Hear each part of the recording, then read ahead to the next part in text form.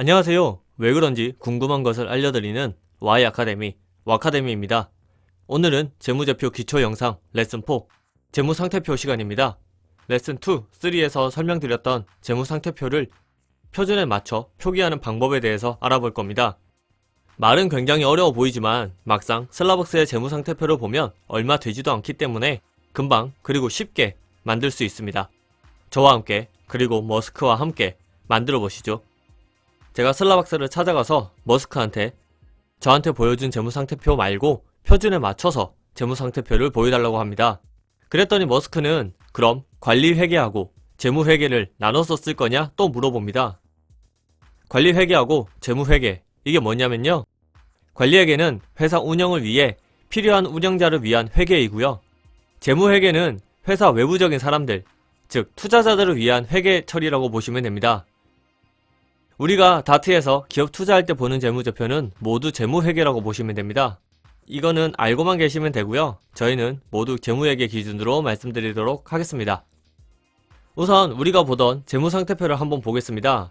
그리고 머스크가 방금 가져온 따끈따끈한 표준에 맞춰 가져온 재무상태표를 한번 보겠습니다. 보시면 아시겠지만 알기 쉬운 말이 어렵게 바뀌어 있는데요. 우선 앞에 적힌 고정, 유동자산을 볼까요? 고정자산은 당장 파는 게 아니라 오랫동안 회사가 보유해야 하는 자산을 말합니다. 대표적으로 공장이 있겠죠. 유동자산은 빨리 팔 수 있는 자산을 말합니다. 대표적으로 우리가 흔히 말하는 재고가 있습니다. 그러면 빨리 팔 수 있다, 오랫동안 가지고 있어야 된다 라는 그 기준이 있어야 되잖아요. 그 기준은 바로 1년입니다.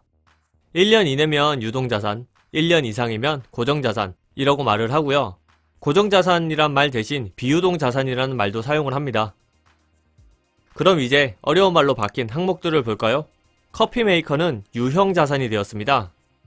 유형자산은 고정자산 중 형체가 있는 자산을 유형자산이라 하는데요, 주로 토지, 건물, 공장, 장비들을 말합니다. 만약 교외에 있는 커피숍처럼 슬라벅스가 커피숍을 지었다면 건물과 토지는 유형자산이 되는 겁니다. 여기서 커피 메이커는 기계 장비로 볼 수 있잖아요. 그래서 유형자산 항목으로 기록합니다. 유형자산이 있으면 당연히 무형자산도 있겠죠. 나중에 따로 말씀드리긴 할 건데 대표적인 무형자산은 특허권 같은 겁니다. 이해되셨죠? 그럼 이제 재고자산을 볼까요? 친환경 원두가 재고자산으로 바뀌었잖아요. 재고자산은 유동자산 중에 판매를 통해서 현금화할 수 있는 자산을 말합니다. 회사에서 만드는 상품이고요, 그거를 아직 팔기 전에 회사가 가지고 있는 상태를 재고라고 합니다. 슬라벅스에서 친환경 원두가 바로 이 재고죠. 사실 자산의 종류는 여기 두 가지밖에 안 썼지만 굉장히 많습니다. 복잡한 용어들이 많이 사용되고 있거든요. 그런데 오늘은 여기까지만 말씀드릴 겁니다. 왜냐면 자산의 종류를 쭉 알려드리면 지금 당장은 이해돼도 막상 재무제표 보면 이해가 안 됩니다. 이게 내용이 많기 때문에 한 번에 외우기가 불가능하거든요. 그래서 슬라벅스를 영업하면서 재무상태표를 직접 업데이트를 할 거고요, 그렇게 업데이트를 하면서 하나씩 알아볼 겁니다. 그러면 이해도 쉽고 기억도 잘 나실 겁니다. 그럼 이제 부채로 가보실까요? 차입금은 말 그대로 빌린 돈입니다. 슬라벅스가 은행에서 10만원 빌린 건데요, 그게 차입금이고요. 차입금 역시 단기, 장기를 구분하는데 장기, 단기를 구분하는 기준도 역시 1년입니다. 우리가 빌린 돈은 1년 이내 갚아야 한다고 가정을 하고 단기 차입금이라고 썼습니다. 사실 여기에 이자가 또 붙어야 되는데요, 우선 복잡해지니까 생략했습니다. 마지막 자본을 보겠습니다.